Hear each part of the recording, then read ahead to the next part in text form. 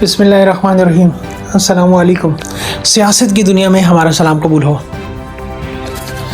دنیا میں بجلی کی ایجاد کے بعد زندگی پہلے سے زیادہ آسان اور سہل تو ہو گئی، لیکن اس کے ساتھ ہی دنیا میں زیادہ سے زیادہ وسائل حاصل کرنے کی ایک ایسی اندھی دوڑ شروع ہو گئی جس نے ڈیمانڈ اور سپلائی کے فرق سے توانائی کی قیمتوں کو آسمان پر پہنچا دیا،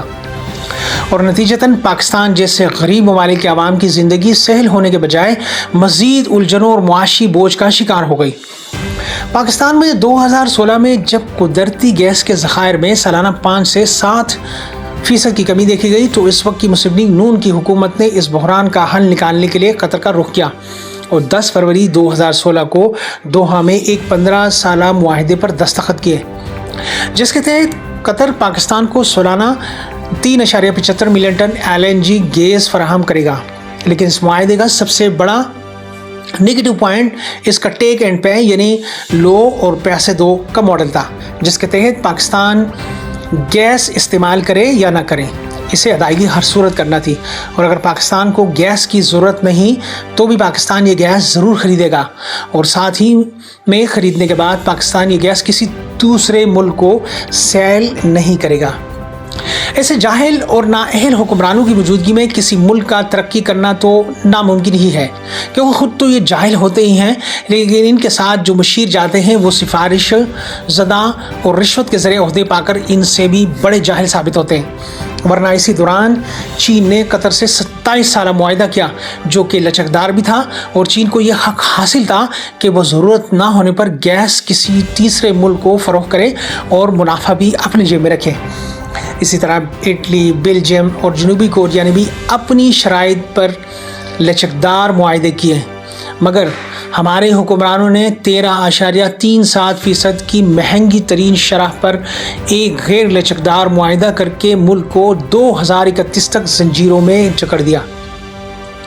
یہ سب اس لیے ہوتا ہے کیونکہ ہماری عوام خود تعلیم سے تو دور ہے ہی،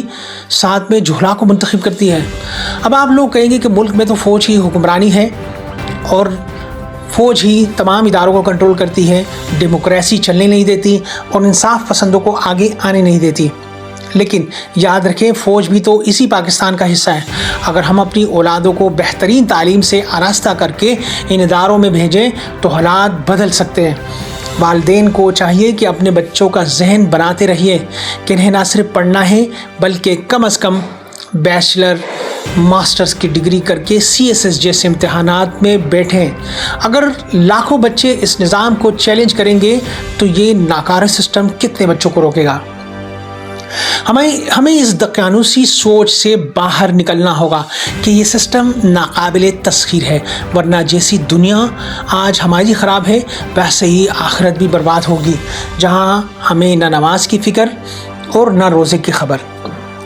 اس معاہدے کی قیمت کا تعین برینٹ کروڈ کے عالمی معیار پر کیا گیا اور اس وقت کے حکمرانوں نے اسے مسابقتی قرار دیا،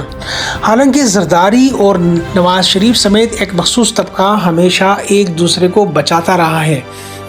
اسی لیے اس وقت کی اپوزیشن نے بھی خاموشی اختیار کیے رکھی۔ اس معاہدے سے اربوں روپے کی بچت کا دعویٰ تو کیا گیا، مگر حقیقت میں یہ 1000 ارب روپے سے زائد کے نقصان کی شکل میں سامنے آیا،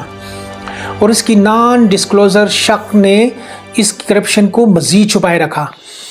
نواز حکومت کی نااہلی کا عالم یہ تھا کہ جب ملک میں گیس کی طلب کم ہوئی تو اس جرمانے سے بچنے کے لیے انہوں نے ملک کی اپنی سستی مقامی گیس کی پیداوار تک بند کر دی، جس سے ملک کو مزید 378 ملین کا نقصان ہوا،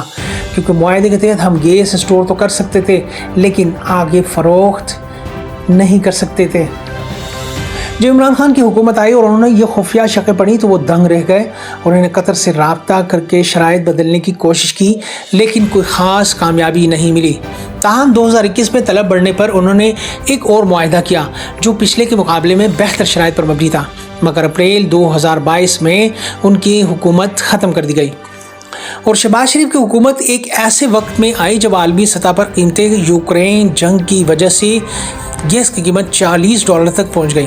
اور حکومت کو مزید گیس خریدنا تھی، جس کی وجہ سے مشکلات درپیش رہی۔ کتنی مہنگی گیس خریدے تو کیسے، جبکہ اگر عمران خان کی حکومت ہوتی تو شاید ایران سے سستی گیس خریدتے۔ موجودہ دور میں صورتحال یہ ہے کہ پاکستان میں سولر پینل کی بھرمار اور صنعتی سرگرمیوں میں کمی کی وجہ سے LNG کی مانگ 11% گر چکی ہے،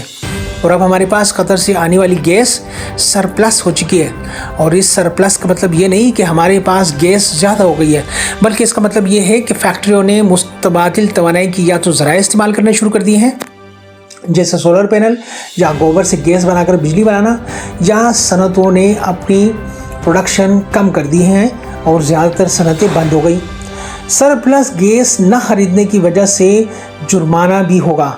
اور اس جرمانے کی ادائیگی سے بچنے کے لیے شہباز شریف حکومت نے نومبر 2025 میں قطر سے منت سماجت کی کہ ہم 2026 تک کے 24 کارگوز کو کسی اور کو بیچنا چاہتے ہیں۔ قطر اس پر راضی تو ہوا، لیکن نیٹ پروسیڈز ڈفرینشل جیسی کڑی شرائط رکھ دی کہ اگر قطر یہ گیس عالمی مارکیٹ میں پاکستان کے ریٹ سے کم پر بیچے گا تو وہ فرق پاکستان کی عوام اپنی جیب سے ادا کرے گی، جسے ایڈجسٹمنٹ چارجز پاکستان میں کہا جاتا ہے، یعنی عوام چیز استعمال کرے یا نہ کرے ان کو یہ پیمنٹ لازمی دینی ہے، کیونکہ معاہدے ایسے قابل ترین افراد نے کیے ہیں جو خود میٹرک فیل ہے۔ یہاں نوجوانوں کے لیے سب سے بڑی نصیحت یہ کہ تعلیم حاصل کرنا اب زندگی اور موت کا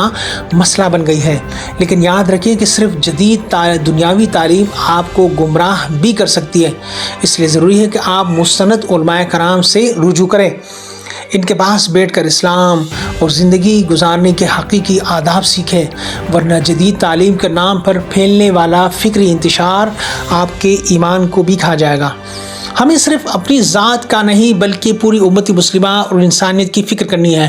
اور یہ تب ہی ممکن ہے جب ہم تعلیم یافتہ ہو کر اعلیٰ عہدوں پر فائز ہوں گے اور علماء کرام کی رہنمائی میں ملک سے کرپشن، دہشت گردی اور انارکی کا خاتمہ کریں گے۔ ہمیں اپنی اولادوں کو اس طرح تیار کرنا ہے کہ وہ اس گلے سڑے سسٹم کا حصہ بن کر اسے اندر سے تبدیل کریں۔ ہمیں ایک ایسی نسل چاہیے جو نہ صرف ٹیکنالوجی میں ماہر ہو بلکہ جس کا کردار بھی اتنا مضبوط ہو کہ کوئی اسے خرید نہ سکے۔ دنیا کو امن کا گہوارہ بنانا اور انسانیت کی خدمت کرنا ہی ہمارا اصل مقصد ہونا چاہیے، اور اس کے لیے ہمیں نہ صرف جدید علوم سیکھنے ہیں بلکہ علماء کرام کی صحبت میں بیٹھ کر دین کا وہ فہم حاصل کرنا ہے جو ہمیں امت مسلمہ کے اتحاد اور ملک کی بقا کے لیے کام کرنے پر ابھارے۔ اگر ہم آج نہ جاگے اور صرف اس سسٹم کو کوستے رہیں تو ہماری آنے والی نسلیں ہمیں کبھی معاف نہیں کریں گی۔ اس لیے تعلیم، دین اور محنت کو اپنا شعار بنائیں تاکہ پاکستان ایک بار پھر وقار کے ساتھ عالمی افق پر چمک سکے۔ ہم انشاءاللہ نیکسٹ ٹائم چائنا اور ہندوستان کی ان کڑے حالات سے بھی فائدہ اٹھانے کی اور سستے تیل خریدنے کے معاملے پر بھی روشنی ڈالیں گے۔ ہمارے ساتھ رہیے گا۔ اب تک کے لیے اتنا ہی، ملتے ہیں نیکسٹ ٹائم۔ اللہ حافظ۔